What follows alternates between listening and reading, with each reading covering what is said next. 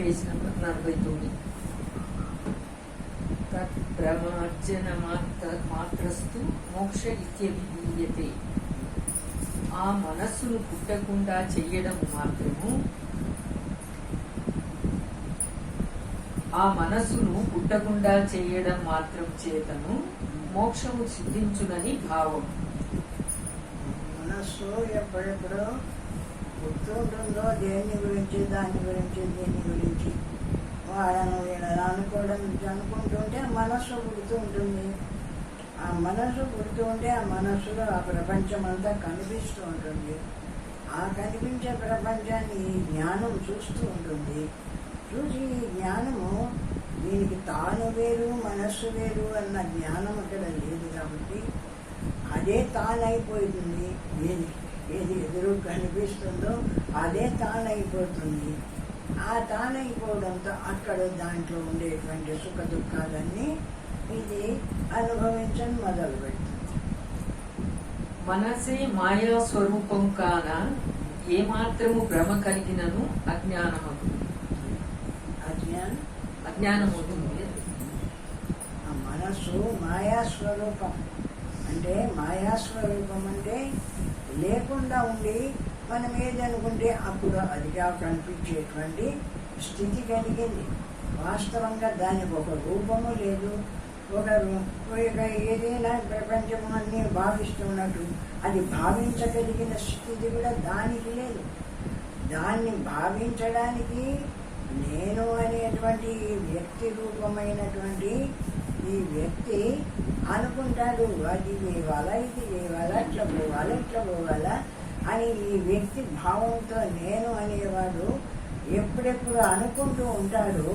ఆ అనుకున్న రూపం అంతా ఆ మనస్సు ఏర్పడుతుందే కానీ వాస్తవంగా మనస్సుకు ఒక రూపం లేదు.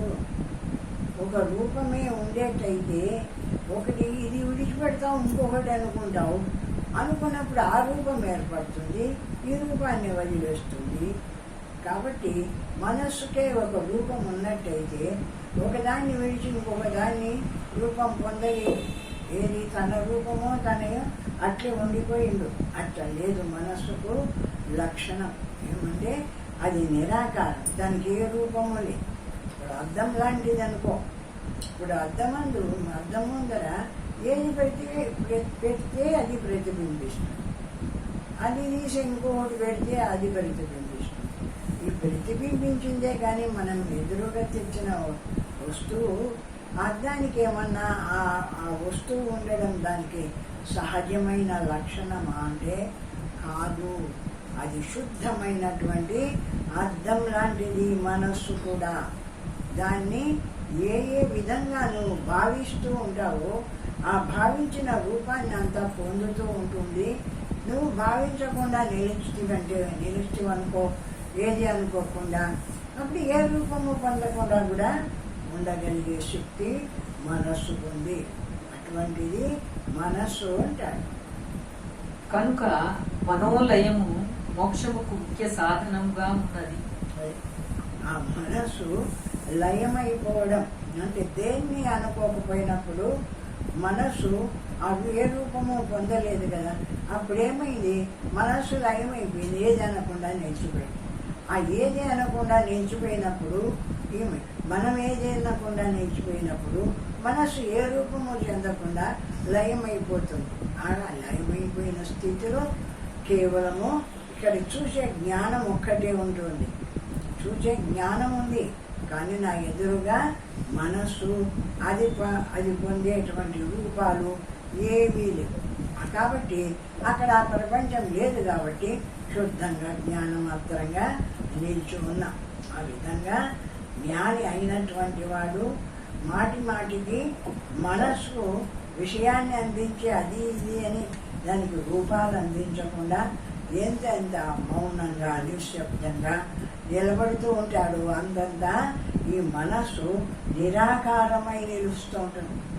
నిరాకారమై నిలిచిన మనస్సును చూసేటువంటి జ్ఞానం కూడా నిరాకారంగానే ఉంటుంది. ఎందుకంటే ఆ దాంట్లో రూపం ఏర్పడినప్పుడు ఆ రూపాన్ని చూసి ఇది రూపం కలిగింది అవుతుంది. లేకపోతే దీనికి కూడా ఏ రూపము లేదు కాబట్టి ఏది అనకుండా నిలబడినప్పుడు, మనస్సులో ఏ రూపము ఏర్పడినప్పుడు ఈ జ్ఞానం కూడా నిరాకారమై నిలుస్తుంది. ఆ జ్ఞానస్వరూపమైన పరమాత్మగా నిరాకారమై నిలుస్తుంది. ఏ సంకల్పం కలిగినను మనస్సు ఉన్నది, దేనిని స్మరించక తూష్ణీభావంతో ఉండవలనని భావం. ఏ సంకల్పం కలిగినా కూడా మనస్సు ఆ రూపాన్ని ఏర్పరిచి రూపం మనకు చూపిస్తుంది. కాబట్టి తూష్ణీం భావంతో ఉండమంటారు. తూష్ణీం భావం అంటే అన్ని వదిలేసి ఏది అనకుండా ఆ మనసు నీవు ఉన్నావే నీవు ఉన్నావే అనే నీవు ఏది అనకుండా అన్ని విడిచేసి ఉండు. తూష్ణీం భావం అంటే ఏది అనుకోకుండా అన్ని విడిచేసి మౌనంగా నిశ్శబ్దంగా ఉండిపోవడము తూష్ణీం భావం. ఆ విధంగా అన్ని వదిలేసి ఏది అనకుండా నిశ్శబ్దంగా ఉండిపో, జ్ఞానస్వరూపమైన పరమాత్మగా నిలుస్తావు. అదే నీ స్వరూపం యొక్క అనుభవ స్థితి. ఆ విధంగా ఉండు అంట. ఇది సతాత్పర్య బంధ మోక్ష వాక్యాన్ని ఏకత్రింశత్.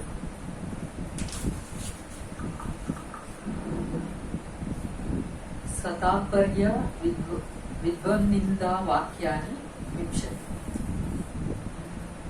బంధ మోక్ష స్వరూపమును చెప్పి బ్రహ్మజ్ఞానం లేని వారిని నిందించుచున్నారు.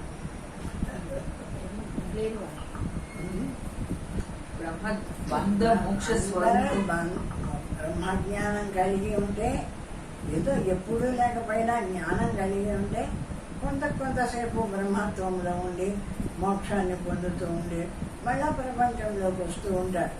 అటువంటి జ్ఞానమే లేని వాడు ఏమవుతారు అనేటువంటి విషయాన్ని చెప్తున్నారు.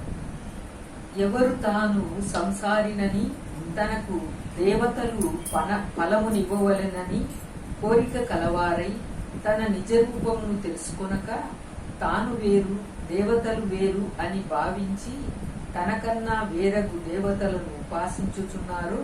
వారు తన నిజ రూపమును కాని బ్రహ్మజ్ఞానమును కాని తెలియని వారు. ఆ విధంగా తాను వేరు బ్రహ్మం వేరు అనుకొని, తన నిజ రూపం వేరు బ్రహ్మస్వరూపం వేరు అనుకొని, ఒకటి ముందు చెప్పినట్టు దేవతలు తన నిజ రూపమును తెలుసుకొనక తాను వేరు దేవతలు వేరు. దేవతలు వేరు. నాకు ఈ దేవత అనుగ్రహించవాలి, ఈ దేవతను పూజ చేస్తే ఈ రకమైన డబ్బు వస్తుందో, ఈ దేవతను పూజ చేస్తే ఈ రకమైన ఫలితం వస్తుంది అనుకుంటూ ఆయా దేవతలను పూజలు చేసుకుంటూ ఆ దేవతల యొక్క ఇచ్చే ఫలితాన్ని అనుభవాన్ని చూస్తాను. నేను ఎప్పటికైనా నేను బ్రహ్మత్వం అంటే ఆ దేవతలు ఇచ్చేటువంటి అంటే ధనాన్ని పొందుతాను అనేటువంటి ఉద్దేశం ఉండేవాడు. మాటికి ఏదో ఒక రూపమైనటువంటి దేవతా కార్యమైనటువంటి దేవతలకు సంబంధించిన మంత్రాలు తంత్రాలు ఉంటాయి కదా, అవన్నీ అనుకొని ఆ పరమాత్మ స్వరూపాన్ని మర్చిపోతాడు. పరమాత్మ తెలియబడదు. దేవతలు వేరు తాను వేరు అనుకుంటాడు. ఆ దేవతలు నాకు ఈ ఫలితాన్ని ఇస్తారు, ఈ ఫలితాన్ని ఇస్తారు అని ఆ దేవతలు వాళ్ళను ధ్యానం చేసుకుంటూ వాళ్ళను ఏదో వాళ్ళ నామాలు వాళ్లకు సంబంధించినట్టుగా ఉంటే అవి చేసుకుంటూ ఉండిపోతాడే కానీ ఆ బ్రహ్మస్వరూపము అనేటువంటి విషయాన్ని వాళ్లకు తెలియపడదు అంటారు. అటువంటి వారు తన నిజ రూపమును కాని బ్రహ్మజ్ఞానమును కాని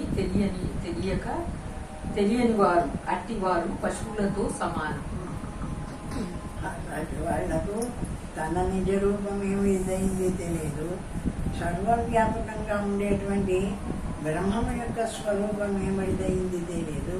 ఇప్పుడు భగవంతుడు మనకుండేటువంటి బ్రహ్మస్వరూపము సర్వవ్యాపకంగా అంతటా ప్రకాశిస్తూ ఉన్నాడు కదా. ఆ అంతటా ప్రకాశిస్తూ ఉండేటువంటి ఆ బ్రహ్మస్వరూపుడే మనలో జ్ఞానస్వరూపుడై ప్రకాశిస్తూ ఉన్నాడు. నేను ఆ బ్రహ్మస్వరూపము అహం బ్రహ్మాస్మి శివోహం అయం ఆత్మ బ్రహ్మ అని ఆ బ్రహ్మముని ధ్యానం చేసుకుంటూ ఆ బ్రహ్మమే నేను ఈ శరీరం వచ్చింది దాని ప్రారంధాన్ని అనుభవించడానికి కొంతకాలం మనకి అనుభవిస్తుంది, కొంతకాలానికి పోతుంది.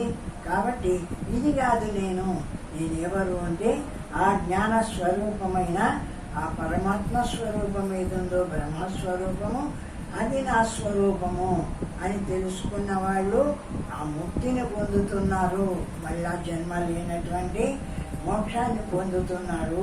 అది తెలియని అటు వాళ్ళు ఇది కావాలా అది కావాలా, ఈ దేవుడు వేరే ఆ దేవుడు వేరే అని ఆ దేవుడిని పోయి చేసి ఈ దేవుడిని పోయి చేసి ఈ ఫలితం కావాలి ఈ ఫలితం కావాలా అనుకుంటున్నవాడు మళ్ళా ఇంకొక జన్మ ఎత్తి ఆ ఫలితాన్ని పొందుతూ ఉంటాడు. ఆ విధంగా జన్మ వస్తూ ఉంటుంది అంటాడు. పశువు బలము కలదైనను చిన్న బాలుడు త్రాడుతో కట్టినప్పుడు ఆ బంధమును పొంది స్వేచ్ఛగా తిరగలేక దుఃఖమును పొందుచున్నాడు. ఎందుకంటే అటువంటి వాడు ఆ పరమాత్మ నేనని తెలుసుకోకుండా ఈ కార్యాలు చేసి ఆ కార్యాలు చేసి ఆ పూజలు చేసి ఈ పూజలు చేసి అవి ఇవి అన్నీ చేయడంతో ఇదో ఈ ఫలితం వస్తుంది ఈ ఫలితం వస్తుంది ఈ ఫలితం వస్తుంది అని ఫలితానికి ఆశించి ఆయా రకంగా దేవతలను పూజించేటువంటి వాడు పశువుతో సమానము అంటున్నారు. ఎందుకు పశువుతో సమానం అన్నాడు అంటే పశువు పెద్దదైనా చిన్న బాలుడు దాని మెడకు తాడు కట్టి లాక్కొని పోతుంటే వాడెంటబడిపోతూ ఉంటుంది. తన బలం ఉన్నా కూడా తన బలము దానికి తెలియదు. అటువంటి వాళ్ళు ఈ అజ్ఞానులు అంటారు. అటులనే వీరును అజ్ఞానం చేత కర్మలనే త్రాడులతో కట్టబడిన వారై స్వేచ్ఛ లేక దుఃఖించుచున్నారు. ఆ కర్మలు ఈ కర్మ చేసి ఆ కర్మ చేసి రకరకాల కర్మలు చెప్తాడు కదా. ఒక్కొక్క ఫలితానికి ఒక్కొక్క కర్మ ఉంటుంది కదా. ఆ రకమైన ఫలితం కోరుకునేటువంటి వాళ్లకు ఆ ఫలితానికి అతగిన కర్మ ఏది ఉందో ఆ కర్మలు చేస్తూ ఉంటారు. అటువంటి కర్మల చేత బంధింపబడి ఉంటారు.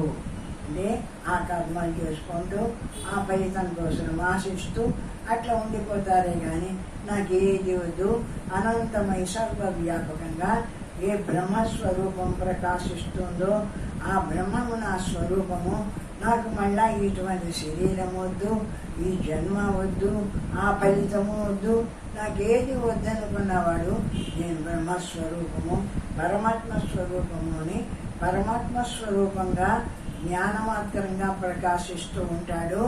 అటువంటి జ్ఞాని అయినటువంటి వాడు తన నిజ రూపము చిత్కల అని తెలుసుకున్నప్పుడు తాను వేరు దేవతలు వేరు అనే అజ్ఞానం కలుగదని భావం. అది తన స్వరూపం ఏమిటిది? చిత్కళ అంటే సర్వాన్ని తెలుసుకుంటూ ఉండేటువంటి జ్ఞానం అనే కళ తన స్వరూపం. ఈ దేహం కాదు, ఈ మనస్సు కాదు, ఈ ఇంద్రియాలు ఇవన్నీ కాదు, అన్నిటినీ తెలుసుకుంటూ ఉండేటువంటి ఏ శుద్ధమైన జ్ఞానం ఉందో చిత్కళ, ఆ జ్ఞాన స్వరూపం ఉందో అది నా స్వరూపము, ఆ నేను బ్రహ్మము, ఆ నేను పరమాత్మను అని శివోహం శివోహం అని ఆ బ్రహ్మమాత్రంగా నిలిచి ఆ బ్రహ్మానుభవం చేసేటువంటి వాడికి ఇంకా ఇటువంటి కోరికలేవి ఉండవు. కాబట్టి ఆ బ్రహ్మంలో కలిసిపోతాడు. మళ్ళా జన్మ లేకుండా పోయేటువంటి మోక్షం కలుగుతుంది. వాడికి ఏది వద్దనుకున్నాడు కదా, ఇవన్నీ వస్తుంటాయి పోతుంటాయి, ఇవన్నీ ఉన్నట్టుగా పెట్టి లేకుండా పోతూ ఉంటాయి అనుకున్నాడు. నాకు ఏది వద్దనుకున్నాడు ఆ జ్ఞాన స్వరూపమైన ఏ పరమాత్మ ఉందో ఆ పరమాత్మ మాత్రంగా నిలిచి ఆ అనుభవం చేసుకుంటున్నాడు. ఆ విధంగా అనుభవం చేస్తూ చేస్తూ చేస్తూ కొంతకాలానికి శరీరం వదిలినప్పుడు ఆ బ్రహ్మంలో కలిసిపోతున్నాడు. మళ్ళా వీడు జన్మమెత్తడు, ఆ పరమాత్మతో ఏకత్వం పొందుతాడు. ఆ విధంగా అటువంటి జ్ఞాని ఆ విధంగా అవుతాడు అంటాడు. అత్ర విదామి నమన్యమాన శతదా సహస్రదా భిన్నో సమృత్యు మాప్నోతి య ఇహ నానేవ పశ్యతి. ఈ ప్రపంచమందున్న స్థలమును భేదముగా ఎవడు తలచునో వాడు 100 ఖండములుగాను 1000 ఖండములుగాను ప్రపంచమందున స్థలమును భేదముగా. ఇదంతా ఒకటే జ్ఞాన స్వరూపం. అంటే ఆకాశమంతా ఒకటిగా ఉంది, భూమి అంతా ఒకటిగా ఉంది, ఏది వేరువేరుగా లేదు. వీడు ఒక్కొక్కడు ఇల్లు కట్టుకొని నా జాగా నా ఇల్లు అని వీడు భేదాలు పెట్టినాడే కానీ ఈ భూమి ఏమైనా వేరువేరుగా ఉందా? వాడి జాగా వేరైనప్పుడు వీడి జాగా వేరైనప్పుడు ఆ వాడి ఉండే జాగా ఉండే భూమి వేరుగా, వాడికి ఉండే భూమి వేరుగా ఉంది అంటే ఏమి లేదు. అది అంతా ఒక్కటిగా ఉంటుంది. నిరాకారంగా సర్వవ్యాపకంగా ఒకే భూమి ప్రకాశిస్తుంది, ఒకే ఆకాశం ప్రకాశిస్తుంది. ఈ విధంగా అన్ని ఆ జలము అందరూ ఒకటిగానే, అందరూ ఒకటే నీళ్లు తాగుతున్నారు. శ్వాస అందరూ ఒకటిగానే పీలుస్తున్నారు. ఎవరికి కాకుండా సర్వాన్ని వాడుకుంటున్నారు. అంతమంది ఎంతకాలం జీవిస్తూ ఉంటామో ఈ శరీరం పెట్టుకొని అంతకాలం ఆయా విషయాలన్నింటినీ అందరూ వాడుకుంటూ ఉంటారు. అందరూ పోయినప్పుడు ఆ శరీరం పోతుంది, అవన్నీ ఇక్కడే ఉంటున్నాయి. ఆ శరీరం పోతే వాయంటబడి శ్వాస పోయిందా, వాయంటబడి నీళ్లు పోయినాయా, భూమి పోయిందా అంటే ఏమి పోలే, అవన్నీ ఇక్కడే ఉన్నాయి. దీన్ని విడిచేసినాడు, ఆ శరీరం విడిచింది పోయింది, అంతేగాని ఆ పరమాత్మ స్వరూపమైన ఈ పంచభూతాలతో తయారైనటువంటి ఆ బ్రహ్మస్వరూపము ఒక్కటిగానే ఉంది కదా. అది పోతూ వస్తూ ఉండలేదు కదా, ఎప్పటికీ ఒక్కటిగా ప్రకాశిస్తుంది. చూడు, అటువంటిది బ్రహ్మస్వరూపము, అది పరమాత్మ అని.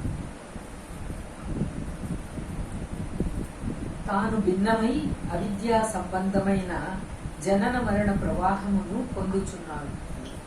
నేను వేరు, అది వేరు, ఇది వేరు అనుకున్నందువల్ల, అజ్ఞానం వల్ల, అవిద్య వల్ల మళ్ళా జనన మరణాలు పొందుతున్నాడు. నాకు ఇది కావాలా, అది కావాలా, ఇది చేయవాలా, అది చేయవాలా అనే కోరికలతో ఉంటుంది. ఆ కోరికలతో ఉన్నప్పుడు ఈ శరీరం పడిపోతుంది. ఆ కోరిక అట్లే మిగిలి ఉంటుంది. ఆ కోరిక ఎత్తుకొని ఇంకొక శరీరంలో ప్రవేశిస్తుంది అనుభవించడానికి. ఇట్లా ఒక శరీరం పోతే ఒక శరీరంలో ప్రవేశిస్తూనే ఉంటుంది. అనేక శరీరాలు వస్తూ ఉంటాయి, అనేక శరీరాలు పోతూ ఉంటాయి.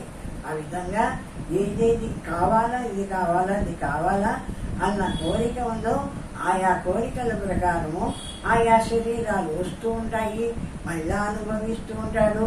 కొంతకాలంలో మళ్ళా అక్కడ కొన్ని కోరికలు కోరుకుంటాడు.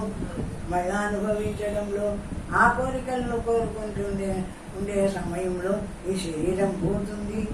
ఆ శరీరం పోయినప్పుడు ఆ కోరికలు ఉన్నాయి కాబట్టి, అనుకున్నాడు కాబట్టి, ఆ సూక్ష్మ శరీరం ఇంకొక శరీరంలో ప్రవేశిస్తుంది.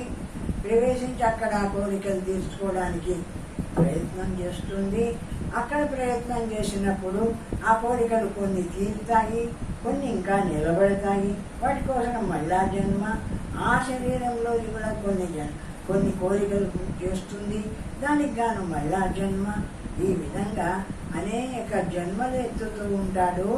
ఈ కోరికల వల్ల ఇది కావాలా, అది కావాలా అనేటువంటి కోరికలు ఎంతకాలం ఉంటాయో అంతకాలము అనేక జన్మలు, ఒక జన్మ పోతే ఒక జన్మ వస్తూనే ఉంటుంది. అట్లా లేకుండా ఈ పరమాత్మ స్వరూపాన్ని విచారించి మనలో ఉండేది వాస్తవంగా ఆ బ్రహ్మస్వరూపమే, ఆ పరమాత్మే ఉంది. దాని జ్ఞానం మనకు లేకపోవడం వల్ల దేహమే నేను అనేటువంటి, దేహం నేననేటువంటి అజ్ఞానం వల్ల ఈ కోరికలు ఇవన్నీ ఏర్పడుతున్నాయి. ఎవరికి ఇందులో ఉండేటువంటి శుద్ధ జ్ఞానస్వరూపమైన ఏ పరమాత్మ ఉందో ఆ పరమాత్మ నా స్వరూపము. ఈ శరీరం వస్తూ ఉంటుంది, పోతూ ఉంటుంది. ఈ శరీరం నేను కాదు, ఆ బ్రహ్మం నా స్వరూపము. ఆ బ్రహ్మం ఎట్లా ఉంది? అఖండంగా ఉంది, అనంతంగా ఉంది, పూర్ణంగా ఉంది. అది ఇంతంతా ఇది కోరుకునే కోరికలు చిన్న ఉంటాయి కదా, అటువంటిది కాదు. అఖండము, అనంతము, పూర్ణము. అయినా ఏ బ్రహ్మస్వరూపం ఉందో ఆ బ్రహ్మం నేను అని అనుభవం చేసుకుంటాను.